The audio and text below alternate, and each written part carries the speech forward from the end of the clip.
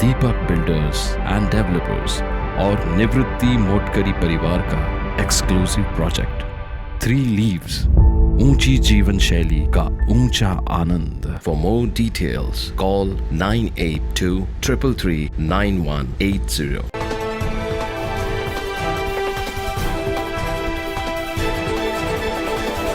सध्या पावसाळ्याचे दिवस सुरू आहेत। या दिवसात पर्यटन स्थळं गजबजून जातात। मात्र मागील महिन्यात भुशी डॅम परिसरात झालेल्या दुर्घटनेच्या पार्श्वभूमीवर नाशिक शहरातील भावली धरण परिसर, अंजनेरी, ब्रह्मगिरी, हरिहरगड, हदगड, नांदुरीगड, साल्हेर मुल्हे, भिवतास धबधब्यासह गंगापूर, काश्यपी, वैतरणा, मुकणे, वालदेवी, वाकी, दारणा आदी धरण बॅकवॉटर्सच्या काठाच्या भागात जमावबंदी आदेश लागू करण्यात आले आहे।